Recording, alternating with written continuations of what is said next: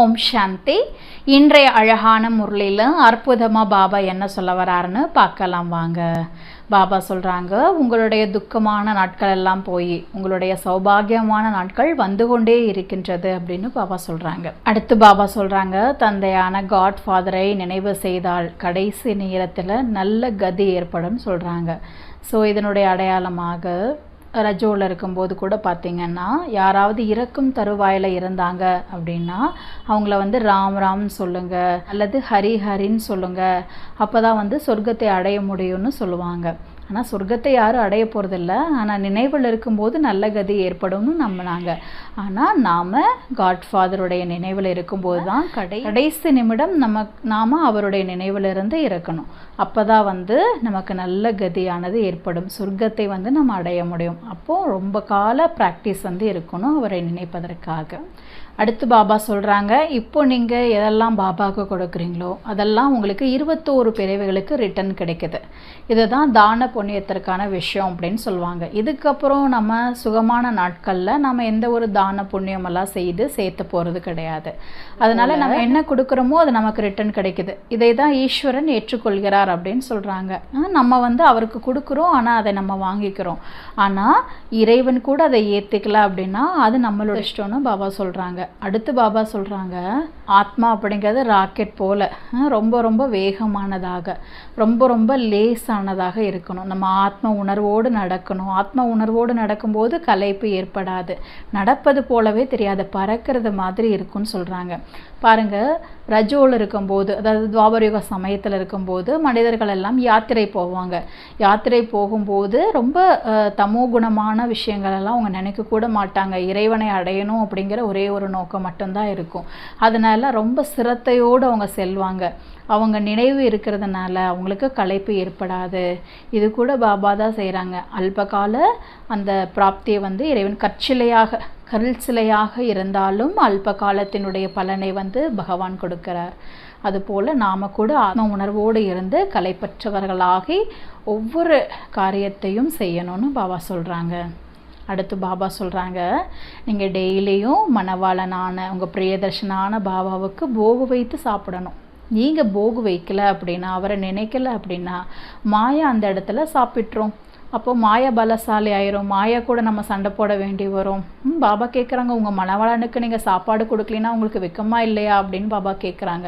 அதனால் டெய்லியும் பாபாவுக்கு போகு வைக்கணும். அப்போ ஒரு நேரம் நான் போகு வச்சேன் போதும் அப்படி கிடையாது. நீங்கள் அதுக்கப்புறம் மாம்பழம் சாப்பிடுவீங்க, ஏதாவது ஸ்நாக்ஸ் சாப்பிடுவீங்க. எது சாப்பிட்டாலும் பாபாவோட நினைவிலிருந்து சாப்பிடும்போது பாபா அதை ஏற்றுக்கொள்வார் அப்படின்னு சொல்கிறாங்க. இது போல் இன்னும் பல நல்ல விஷயங்களை பாபா இன்றைய முரளியில் சொல்லியிருக்காங்க. வாங்க இன்றைய முரளியை விரிவாக கேட்கலாம். 17/12/2024 காலை முரளி பாப் தாதா மதுபன். தலைப்பு, இனிமையான குழந்தைகளே, நீங்கள் தன்னுடைய சௌபாகியத்தை உருவாக்கிக் கொள்வதற்காக தந்தையிடம் வந்துள்ளீர்கள். ஈஸ்வர் எந்த குழந்தைகளுடைய அனைத்தையும் ஏற்றுக்கொள்கிறாரோ அந்த குழந்தைகளே பரம சௌபாகியசாலிகள். கேள்வி, குழந்தைகளின் எந்த ஒரு மறதியினால் மாயை மிகவும் பலசாலியாகிறது? பதில், குழந்தைகள் சமைக்கும்போது பாபாவை மறந்து போகிறார்கள்.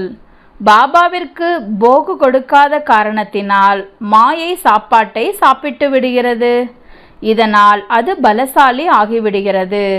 பிறகு குழந்தைகளுக்கு துன்பம் தருகிறது. இந்த ஒரு சிறிய மறதியினால் மாயாவிடம் தோல்வி ஏற்படுகிறது. ஆகையினால் பாபாவின் கட்டளை, குழந்தைகளே என் நினைவிலிருந்து சாப்பிடுங்கள், உன்னுடன் தான் சாப்பிடுவேன், மாறாத உறுதிமொழி எடுங்கள். எப்போது நினைவு செய்கிறீர்களோ அப்போதுதான் திருப்தியாக இருப்பார். பாட்டு, இன்று இல்லை என்றாலும் நாளை இந்த மேகங்கள் கலையும். ஓம் சாந்தி. நம்முடைய துர்பாகியத்தின் நாட்கள் மாறி இப்போது சதா காலத்திற்கும் சௌபாகியத்தின் நாட்கள் வந்து கொண்டிருக்கிறது என குழந்தைகள் புரிந்து கொள்கிறீர்கள். முயற்சிக்கு ஏற்ப வரிசை கிரமத்தில் பாக்கியம் மாறிக்கொண்டே இருக்கிறது. பள்ளிக்கூடத்தில் கூட பாக்கியம் மாறிக்கொண்டே இருக்கிறது அல்லவா? அதாவது உயர்ந்ததாகிக் கொண்டே இருக்கிறது. இப்போது இந்த இரவு முடிய போகிறது. பாக்கியம் மாறிக்கொண்டிருக்கிறது என நீங்கள் நன்கு தெரிந்துள்ளீர்கள். அதாவது சொர்க்கத்துக்கு அதிபதியாக ஆகிக்கொண்டிருக்கிறீர்கள். நாம் வரிசை கிரமத்தில் முயற்சிக்கு ஏற்றாற்போல நம்முடைய துர்பாக்கியத்தை சௌபாகியமாக மாற்றிக்கொண்டிருக்கிறோம். இப்போது இரவிலிருந்து பகலாக மாறிக்கொண்டிருக்கிறது. குழந்தைகளாகிய உங்களை தவிர வேறு யாருக்கும் இந்த விஷயம் தெரியாது. பாபா குப்தமாக இருக்கிறார். அவருடைய விஷயங்களும் குப்தமாக இருக்கிறது. மனிதர்கள் அமர்ந்து சகஜ ராஜயோகம் மற்றும் சகஜ ஞானத்தினுடைய விஷயங்களை சாஸ்திரங்களில் எழுதியிருக்கிறார்கள். ஆனால் யார் எழுதினார்களோ அவர்கள் இறந்துவிட்டனர். மற்றபடி யார் படிக்கிறார்களோ அவர்கள் எதையும் புரிந்து கொள்வதில்லை. ஏனென்றால் முட்டாளாக இருக்கின்றார்கள். எவ்வளவு வித்தியாசம் இருக்கிறது! நீங்கள் வரிசை கிரமத்தில் முயற்சி செய்து புரிந்து கொண்டிருக்கிறீர்கள். அனைவரும் ஒன்று போல முயற்சி செய்வதில்லை. துர்பாகியம் என்று எதற்கு கூறப்படுகிறது, சௌபாகியம் என்று எதற்கு கூறப்படுகிறது என்பதை பிராமணர்களாகிய நீங்கள் மட்டும்தான் அறிகிறீர்கள். மேலும் அனைவரும் இருளில் இருக்கிறார்கள். அவர்களுக்கு புரிய வைத்து எழுப்ப வேண்டும். சூரிய வம்சத்தினருக்கு சௌபாகியசாலி என கூறப்படுகிறது. அவர்களே 16 கலைகளில் நிரம்பியவர்கள். நாம் பாபாவிடமிருந்து சொர்க்கத்திற்காக சௌபாகியத்தை உருவாக்கி கொண்டிருக்கிறோம். அந்த தந்தையே சொர்க்கத்தை படைக்கக்கூடியவர். ஆங்கிலம் தெரிந்தவர்களுக்கு கூட நாங்கள் இறை தந்தை மூலமாக சொர்க்கத்தின் சௌபாகியத்தை உருவாக்கி கொண்டிருக்கிறோம் என நீங்கள் புரிய வைக்க முடியும். சொர்க்கத்தில் சுகம் இருக்கிறது, நரகத்தில் துக்கம் இருக்கிறது. கோல்டன் ஏஜ் என்றால் சத்யுகம் சுகமானது, அயன் ஏஜ் என்றால் கலியுகம் துக்கமானது. முற்றிலும் எளிய விஷயமாகும். இப்போது நாம் முயற்சி செய்து கொண்டிருக்கிறோம். ஆங்கிலேயர்கள், கிறிஸ்தவர்கள் போன்றோர் நிறைய வருவார்கள். நாங்கள் ஒரே ஒரு சொர்க்கத்தை படைப்பவராகிய இறை தந்தையை மட்டும் நினைக்கிறோம். ஏனென்றால் மரணம் எதிரில் நிற்கிறது என கூறுங்கள். நீங்கள் என்னிடம்தான் வர வேண்டும் என பாபா கூறுகிறார். தீர்த்த யாத்திரைக்கு கூட போகிறார்கள் அல்லவா? பௌத்தர்களுக்கு என அவர்களுடைய தீர்த்தஸ்தலம் இருக்கிறது. அதே போல கிறிஸ்தவர்களுக்கும் இருக்கிறது. ஒவ்வொருவருக்கும் அவரவர்களுக்கென பழக்க வழக்கங்கள் இருக்கிறது. நம்முடைய புத்தி யோகத்தின் விஷயமாகும். எங்கிருந்து நடிக்க வந்திருக்கிறோமோ அங்கேயே மீண்டும் போக வேண்டும். அவரே சொர்க்கத்தை ஸ்தாபனை செய்யக்கூடிய இறை தந்தை. நான் உங்களுக்கு உண்மையான வழியை தெரிவிக்கிறேன் என அவர் கூறியுள்ளார். தந்தை காட்ஃபாதரை நினைவு செய்தால் கடைசி நினைவிற்கு ஏற்ப நல்ல நிலை அடையலாம். யாராவது நோய்வாய்ப்பட்டால் அனைவரும் சென்று அவருக்கு ராம் என கூறுங்கள் என கவனம் மேற்கொள்ள செய்கிறார்கள். வங்காளத்தில் யாராவது இறக்கும் தருவாயில் இருந்தால் கங்கை கரைக்கு எடுத்து சென்று ஹரி என கூறுங்கள், ஹரி என கூறுங்கள், ஹரியிடம் சென்று விடுவீர்கள் என கூறுகின்றார்கள். யாரும் செல்வதில்லை. சத்யுகத்தில் ராம் ராம் என கூறுங்கள் அல்லது ஹரி ஹரி என கூறுங்கள் என சொல்ல மாட்டார்கள். துவாபர யுகத்தில் இருந்துதான் இந்த பக்தி மார்க்கம் ஆரம்பமாகிறது. சத்யுகத்தில் யாரும் எந்த பகவானையும் குருவையும் நினைப்பது கிடையாது. அங்கே தன்னுடைய ஆத்மாவிற்கு நாம் ஆத்மா இந்த உடலை விட்டு இன்னொன்று எடுப்போம் என நினைவுபடுத்தப்படுகிறது. தன்னுடைய ராஜ்யம் நினைவில் இருக்கிறது. நம்முடைய ராஜ்யத்தில் சென்று பிறப்போம் என புரிந்து கொள்கிறார்கள். இப்போது ராஜ்யம் கிடைக்கிறது என்பதில் உறுதியான நிச்சயம் இருக்கிறது. மற்றபடி வேறு யாரை நினைப்பார்கள்? அல்லது தான புண்ணியம் செய்வார்கள். அங்கே தான புண்ணியம் செய்வதற்கு யாரும் ஏழைகளே இருக்க மாட்டார்கள். பக்தி மார்க்கத்தின் பழக்க வழக்கம் தனி, ஞான மார்க்கத்தின் பழக்க வழக்கம் தனி.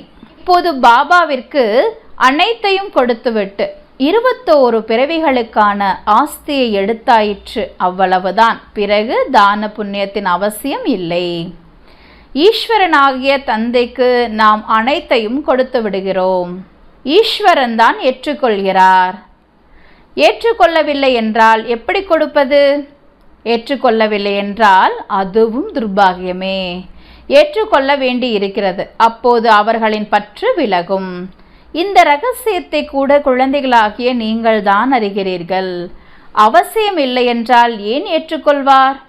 இங்கே எதையும் சேர்த்து வைக்க வேண்டியதில்லை. இங்கிருந்து பற்றுதலை விளக்க வேண்டியிருக்கிறது. வெளியே எங்கு சென்றாலும் தன்னை மிகவும் லேசாக வைத்து கொள்ளுங்கள் என பாபா புரிய வைக்கிறார். நாம் பாபாவின் குழந்தைகள். ஆத்மாக்களாகிய நாம் ராக்கெட்டை விட வேகமாக இருக்கிறோம். இவ்வாறு ஆத்ம உணர்விலிருந்து நடந்தால் ஒருபோதும் களைப்பு ஏற்படாது, தேக உணர்வு வராது. இந்த கால்கள் நடப்பது போன்றே இருக்காது. நாம் பறந்து கொண்டிருப்போம். நீங்கள் ஆத்ம உணர்வுடையவராக எங்கு வேண்டுமானாலும் செல்லுங்கள். முன்பு மனிதர்கள் தீர்த்த யாத்திரைகளுக்கு நடந்துதான் சென்றனர். அச்சமயம் மனிதர்களுடைய புத்தி தமோ பிரதானமாக இல்லை. மிகவும் சிரத்தையோடு சென்றனர். களைப்படையவில்லை. தந்தையை நினைவு செய்யும் போது உதவி கிடைக்கும் அல்லவா? அது கற்சிலையாக இருக்கலாம். ஆனாலும் பாபா அச்சமயம் அல்ப காலத்திற்கான மனோ விருப்பங்களை நிறைவேற்றுகின்றார். அந்த சமயம் ரஜோ பிரதானமான நினைவு இருந்தது. அதிலும் கூட பலம் கிடைத்தது. இப்போதோ பெரிய ஆட்கள் கூட உடனே களைத்து போகிறார்கள். நிறைய ஏழைகள் தான் தீர்த்த யாத்திரைகளுக்கு செல்கிறார்கள்.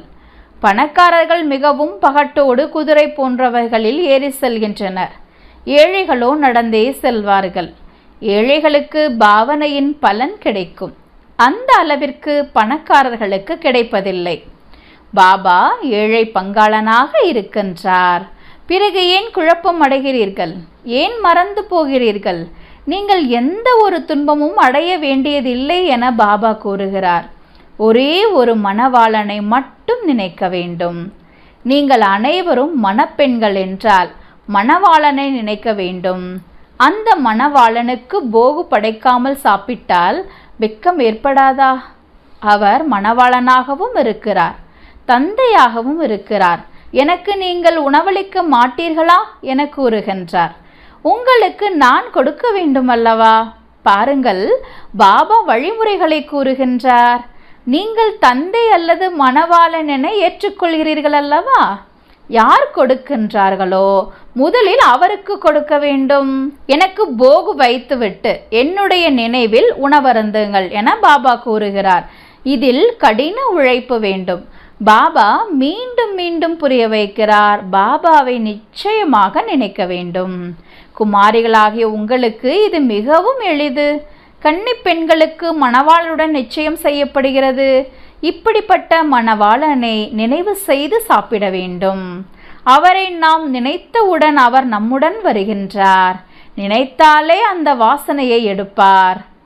பாபாவுடன் இப்படியெல்லாம் பேச வேண்டும்.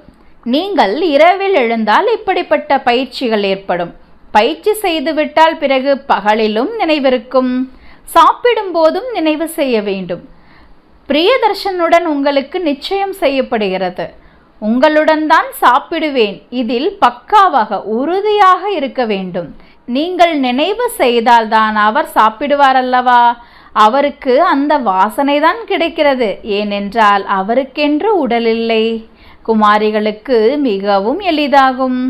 இவர்களுக்கு நிறைய வசதிகள் இருக்கின்றது. சிவபாபா நம்முடைய அழகான பிரியதர்சன் எவ்வளவு இனிமையாக இருக்கின்றார். அரை கல்பமாக நாம் அவரை நினைவு செய்தோம். இப்போது வந்து சந்திக்கிறார். நான் என்ன சாப்பிடுகிறேனோ நீங்களும் அதை சாப்பிடுங்கள் என ஒரு முறை நினைவு செய்தோம், அவ்வளவுதான். பிறகு நீங்கள் மட்டும் சாப்பிடுவீர்கள். அப்படி கூடாது. அவருக்கு கொடுப்பதையே மறந்து விடுவீர்கள். அவரை மறந்து விட்டால் அவருக்கு கிடைக்காது. நிறைய வகைகளை சாப்பிடுகிறீர்கள். கிச்சடி சாப்பிடுகிறீர்கள், மாம்பழம் சாப்பிடுகிறீர்கள், இனிப்பு சாப்பிடுகிறீர்கள். இவ்வாறு ஆரம்பத்தில் நினைத்தீர்கள், முடிந்தது. மற்ற பொருட்களை அவர் எப்படி சாப்பிடுவார்? அவரை சாப்பிட விடாது. மாயை சாப்பிட்டு விட்டால் அது பலசாலியாகி விடுகிறது என்பதை நாம் பார்க்கிறோம். மேலும் உங்களை தோல்வியடைய செய்கிறது. பாபா எவ்வளோ அழகாக சொல்கிறாங்க. பாபா சாப்பிடும்போது ஒரே ஒரு முறை மட்டும் பாபாவை கூப்பிட்டு நம்ம சாப்பிட்டா பத்தாது. நீங்கள் இடையில மாம்பழம் சாப்பிட்றீங்க, வேறு என்ன சாப்பிட்டாலும் சரி, அந்த நேரம் உங்கள் பிரியதர்ஷனாகிய பாபாவை வந்து கூட கூப்பிட்டு அவரோடு சேர்ந்து சாப்பிடணும். அந்த நேரம் கூட நம்ம மறந்துட்டோம்னா அந்த இடத்துல மாயா வந்து அதை சாப்பிட்டு போயிடும். அப்போ மாயா கூட நம்ம சண்டை போட வேண்டி வரும். அதனால் பாபா சொல்கிறாங்க, உங்களுடைய பிரியதர்ஷனை மறப்பீங்களா? அவரை கூப்பிட்டு ஒவ்வொரு நிமிடமும் கூட வச்சு சாப்பிடுங்கன்னு சொல்கிறார். பாபா அனைத்து வழிமுறைகளையும் தெரிவிக்கின்றார். பாபாவை நினைத்தால் பாபா அதாவது பிரியதர்ஷன் மிகவும் மகிழ்ச்சி அடைவார். பாபா உங்களுடன் தான் அமருவேன், உங்களுடன் தான் சாப்பிடுவேன் என கூறுகிறீர்கள். நாங்கள் உங்களை நினைத்து கொண்டே சாப்பிடுகிறோம். ஞானத்தினால் தாங்கள் வாசனையை மட்டும் எடுப்பீர்கள் என அறிகின்றோம். இது கடனாக பெறப்பட்ட உடலாகும். நினைக்கும் போது அவர் வருகிறார். நம்ம எப்போ நினைக்கிறோமோ அப்போ பாபா வருவார். அனைத்திற்கும் ஆதாரம் உங்களுடைய நினைவு. நம்ம நினைச்சாதான் பாபா வருவார். நம்ம நினைக்கலினா அந்த இடத்துல மாயா வந்து சாப்பிட்டு போயிடும். அதனால் நினைவு எப்பொழுதுமே இருக்கணும்னு பாபா சொல்கிறாங்க. இதற்கு யோகா என்று பெயர். யோகத்தில் தான் கடின உழைப்பு இருக்கிறது. சந்நியாசி போன்றோர் இவ்வாறு கூற மாட்டார்கள். நீங்கள் முயற்சி செய்ய வேண்டுமென்றால் பாபாவின் ஸ்ரீமத் குறித்து கவனம் கொள்ளுங்கள். முழுமையாக முயற்சி செய்யுங்கள். நான் எப்படி கர்மம் செய்கிறேனோ அதே போன்று நீங்களும் செய்யுங்கள் என பிரம்மா பாபா தனது அனுபவத்தை கூறுகிறார். அதே கர்மத்தை தான் நான் உங்களுக்கு கற்பிக்கிறேன். பாபா என்ன காரியம் பண்ணாரோ அதே தான் இப்படி செய்யுங்கன்னு பாபா நமக்கு சொல்லித்தராரு. எப்படி பிரம்மா பாபா ஒவ்வொரு காரியத்தையும் ஃபேஸ் பண்ணாரோ செய்தாரோ அதே போல் நாமளும் செய்யணும்னு பாபா சொல்லி கொடுக்குறாரு நமக்கு. பாபா கர்மம் செய்ய வேண்டியதில்லை. சத்யுகத்தில் தவறான கர்மம் நடப்பதில்லை. பாபா மிகவும் எளிமையான வழிமுறைகளை சொல்லிக் கொடுக்கிறார். உன்னுடன் தான் அமர்வேன், கேட்பேன், உன்னுடன் தான் சாப்பிடுவேன். இது உங்களுடைய மகிமையாகும். பிரியதர்ஷன் ரூபத்திலோ அல்லது தந்தையின் ரூபத்திலோ நினையுங்கள். நன்கு சிந்தனை செய்து ஞானத்தின் கருத்துக்களை எடுத்துக்கொள்கிறார்கள் என பாடப்படுகிறது அல்லவா? இந்த பயிற்சியினால் விகர்மங்கள் கூட அழியும். ஆரோக்கியமாக மாறுவீர்கள். யார் முயற்சி செய்கிறார்களோ அவர்களுக்கு நன்மை நடக்கும். யார் செய்யவில்லையோ அவர்களுக்கு நஷ்டம் ஏற்படும். முழு உலகத்திற்கும் அதாவது சொர்க்கத்திற்கு அதிபதியாவதில்லை. இது கணக்கு வழக்காகும். பாபா மிகவும் நன்றாக புரிய வைக்கிறார். நாம் யாத்திரை சென்று கொண்டிருக்கிறோம் என்ற பாடல் கூட கேட்டீர்கள். யாத்திரை செல்லும் போது உணவு அருந்த வேண்டியிருக்கிறது. பிரியதர்ஷினி பிரியதர்ஷனுடன், குழந்தைகள் தந்தையுடன் சாப்பிடுவார்கள். எங்கேயும் அப்படித்தான். உங்களுடைய பிரியதர்ஷனுடன் எவ்வளவு ஈடுபாடு அதாவது அன்பு இருக்கிறதோ அவ்வளவு குஷியினுடைய அளவு அதிகரிக்கும். நிச்சய புத்தி உடையவர்கள் வெற்றி அடைந்து கொண்டே போவார்கள். யோகா என்றால் ஓட்டம். இது புத்தியின் ஓட்டமாகும். நாம் மாணவர்கள். டீச்சர் நமக்கு ஓட கற்பிக்கின்றார். பகலில் வேலை மட்டும்தான் செய்ய வேண்டும் என நினைக்காதீர்கள் என பாபா கூறுகிறார். ஆமை போன்ற செயலை செய்துவிட்டு நினைவில் அமருங்கள்.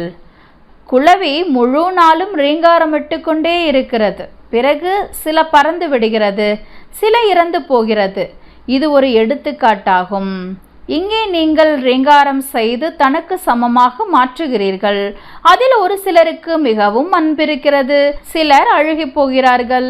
சிலர் அரைகுறையாக இருந்து விடுகிறார்கள், ஓடி போகிறார்கள், பிறகு புழுவாகவே மாறிவிடுகிறார்கள்.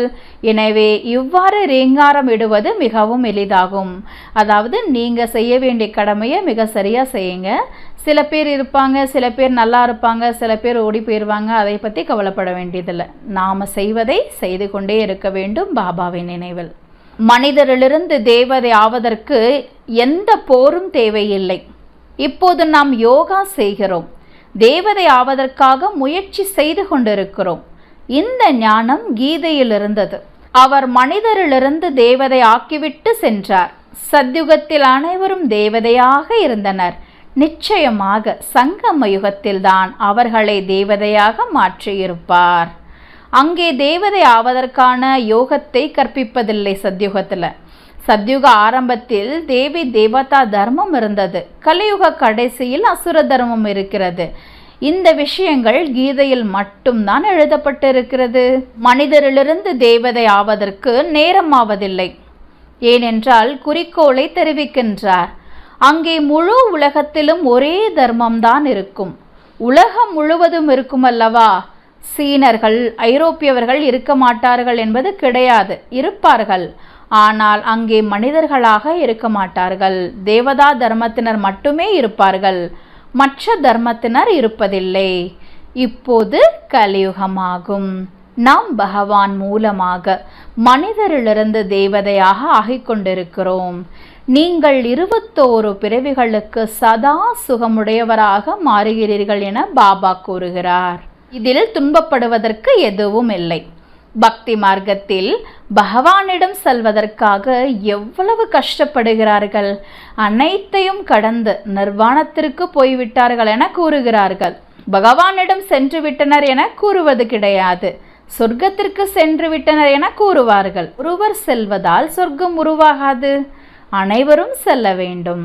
பகவான் காலனுக்கெல்லாம் காலன் என கீதையில் எழுதப்பட்டிருக்கிறது. கொசு கூட்டத்தை போல அனைவரையும் திரும்ப அழைத்து செல்வார். இந்த சக்கரம் திரும்ப சுழல்கிறது என புத்தியும் கூறுகிறது. ஆகவே நிச்சயமாக முதலில் சத்யுகத்தின் தேவி தேவதா தர்மம் திரும்ப வரும். ஆகவே முதலில் சத்யுகத்தின் தேவி தேவதா தர்மம் முதலில் வரும். மன்மனாபவ என்பதை பாபா எவ்வளவு எளிதாக புரிய வைக்கிறார். அவ்வளவுதான். 5000 வருடங்களுக்கு முன்பு கீதையின் பகவான் செல்லமான குழந்தைகளே என கூறினார். ஒருவேளை கிருஷ்ணரை கூறினார் என்றால் மற்ற தர்மத்தினர் கேட்க மாட்டார்கள். பகவான் என கூறினால் இறை தந்தை சொர்க்கத்தை ஸ்தாபனை செய்கிறார். நாம் தான் சக்கரவர்த்தி ராஜா ஆகிறோம் என அனைவருக்கும் தோன்றும். பகவான் என கூறினால் இறை தந்தை சொர்க்கத்தை ஸ்தாபனை செய்கிறார். அதில் நாம் தான் சக்கரவர்த்தி ராஜா ஆகிறோம் என அனைவருக்கும் தோன்றும். இதில் செலவு எதுவும் கிடையாது. சிருஷ்டியின் முதல் இடைக்கடையை தெரிந்து கொள்ள வேண்டும். குழந்தைகளாகிய நீங்கள் விசாச்சாகர் மந்தன் செய்ய வேண்டும். காரியங்கள் செய்தாலும் இரவும் பகலும் இவ்வாறு முயற்சி செய்து கொண்டே இருங்கள். விசாச்சாகர் மந்தனம் செய்யவில்லை என்றாலும் அல்லது பாபாவை நினைக்காவிட்டாலும் காரியங்களை மட்டும் செய்து கொண்டே இருந்தால் இரவிலும் கூட அதே எண்ணங்கள் வந்து கொண்டே இருக்கும். கட்டிடம் கட்டுபவர்களுக்கு கட்டிடம் பற்றிய எண்ணம்தான் தோன்றும். நல்லது. விசாச்சாகர் மந்தனம் செய்வதற்கான பொறுப்பு இவருக்கு இருக்கிறது. ஆனால் கலசத்தை லக்ஷ்மிக்கு கொடுத்துள்ளார்கள் என்கிறார்கள். எனவே நீங்கள் லக்ஷ்மி ஆகிறீர்கள் அல்லவா? நல்லது. பாபா சொல்றாங்க, நீங்க பாபாவை நினைக்காம காரியத்தை செய்துட்டே இருந்தீங்கன்னா நைட்டு தூங்கும்போது கூட அந்த காரியம்தான் நினைவில் இருக்குன்னு சொல்றாங்க. அதனால இரவும் பகலும் பாபாவை நினைக்கணும். நீங்க பகல் முழுக்க உங்கள் தொழில் காரியத்தை செய்து கொண்டே பாபாவை நினைச்சிங்கன்னா இரவுல கூட பாபா தான் நினைவுக்கு வருவாரு. இந்த மாதிரி தான் இருக்கணும். இப்போ பாபாவை நினைக்கும் போது ஞானம், அப்போ ஞானத்தை சிந்தனை செய்யணும்னு பாபா சொல்றாங்க. அதை விட்டுட்டு நாம் நம்மளுடைய தொழில் காரியங்களை மட்டும் நினைச்சோன்னா அதுதான் உங்களுடைய புத்தியில் இருக்குன்னு பாபா புரிய வைக்கிறாங்க. நல்லது. இனிமையிலும் இனிமையான தேடி கண்டெடுக்கப்பட்ட செல்ல குழந்தைகளுக்கு தாயும் தந்தையும் ஆகிய பாப்தாதாவின் அன்பு நினைவுகள் மற்றும் காலை வணக்கம். ஆன்மீக குழந்தைகளுக்கு ஆன்மீக தாய் தந்தை நமஸ்காரம். ஆன்மீக தாய் தந்தைக்கு ஆன்மீக குழந்தைகளினுடைய நமஸ்தே நமஸ்தே நமஸ்தே. தாரணைக்கான முக்கிய சாரம். ஸ்ரீமத்தை குறித்து கவனத்தில் வைத்துக்கொண்டு முயற்சி செய்ய வேண்டும். பாபா என்ன கர்மம் செய்து காண்பித்தாரோ அதை செய்ய வேண்டும். விசார் சாக்கர் மந்தனம் செய்து ஞானத்தின் கருத்துக்களை தேர்ந்தெடுக்க வேண்டும். 2. நாம் பாபாவின் நினைவிலிருந்து தான் சாப்பிடுவோம் என்று தனக்கு தானே உறுதியெடுக்க வேண்டும். உன்னுடன் தான் அமருவேன், உன்னுடன் தான் சாப்பிடுவேன். இந்த உறுதிமொழியை உறுதியாக கடைபிடிக்க வேண்டும். வரதானம். கர்மம் மற்றும் சம்பந்தம் இரண்டிலும் சுயநல உணர்விலிருந்து விடுபட்டு இருக்கும் தந்தைக்கு சமானமாக கர்மாத்தீத் ஆவீர்களாக. அனைவரையும் விடுபட்டவராக ஆக்கிவிடுவதற்கான சேவை குழந்தைகளாகிய உங்களுடையதாகும். எனவே மற்றவர்களை விடுதலை அடைய செய்து சுயம் தங்களை பந்தனத்தில் சிக்கிக்கொண்டு விடாதீர்கள். எல்லைக்குட்பட்ட எனது எனது என்பனவற்றிலிருந்து விடுபட்டவராகும் போதே அவ்யக்த ஸ்திதியை அனுபவம் செய்யக்கூடியவர்களாக இருப்பீர்கள்.